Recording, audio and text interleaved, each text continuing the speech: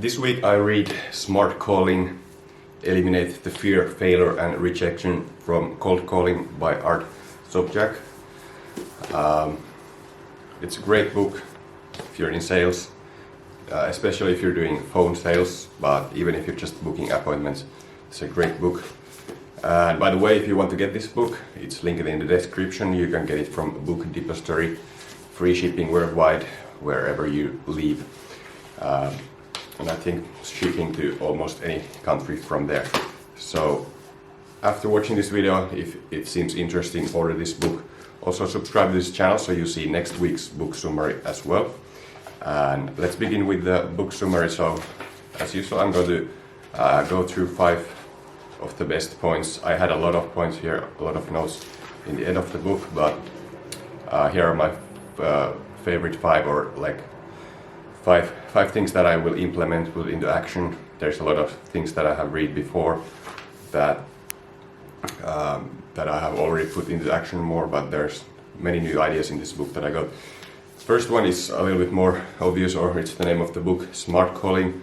You don't want to call it cold calling, because you don't want the call to be cold. Why would you want it to be cold? Start smart calling. Eliminate the word cold calling from your vocabulary and start calling it smart calling, meaning you're not making it a cold call. And the second point actually is about that. So you want to know more about the customer before you make the call. You don't want to like interview everybody the exact same way. You want to know at least something about them. If you're selling, let's say, to a big business owner or something, maybe you look up their social media, their recent Twitter tweet or YouTube video or Facebook post or something, and then you can immediately, when you start the call, you can talk about their recent holiday or their recent achievement or whatever that might be. But anyways, you don't want to like interview everybody, like if like a TV host would every time like interview everybody the same way, like there would be this famous movie star or something, and he would just ask every time like, so what is it exactly that you do for a living? That would be idiotic, and yet we do it to the customers. We ask everything while we could have known it before. So that's the second point. Third point is that you want to talk in like a conversational, consultative dialogue. So yeah, you don't want to sound like a salesperson.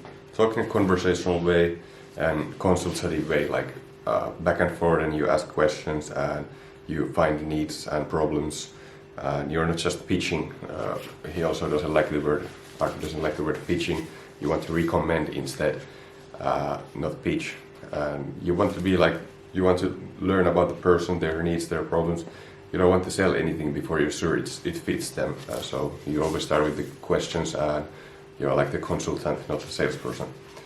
And fourth point is using pattern interruption questions when you get errors. So I took a note here.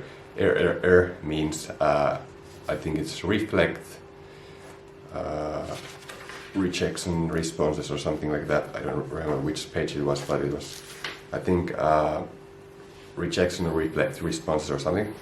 Meaning, people, when they realize that it's a sales call or something, they will always have this pattern, this automatic mental pattern that they will answer that not interested, we are all good, we are all set, and all of those answers. So you want to use a question, a pattern interruption question, like Tony Robbins talks about, for example. He's like the person who made it most popular.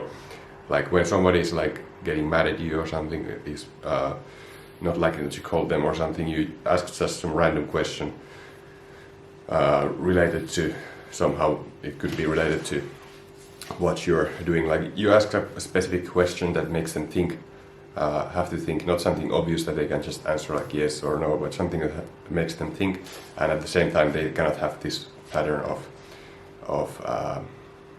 like saying they aren't interested, or they are all set. And of course some of them will just say that, didn't you understand? I said I'm not interested, and the call ends there. But some people will continue the call if you interrupt them. Fifth point is Fifth point is to stand up for sales. You want to be standing because your mind works better. So you don't want to just be sitting all day while making calls. You want to be standing also as much as possible, because while you're standing, your brain works better and everything. So it's better to make and you sound better and everything. You sound more confident and energetic and everything. So when you sell through the phone or book appointments, you want to be standing as much as possible. So those are the 5 points from this book. Subscribe this channel for next week's book summary, and also remember to hit like for this video. It helps a lot. And thanks so much for watching. I will see you next time.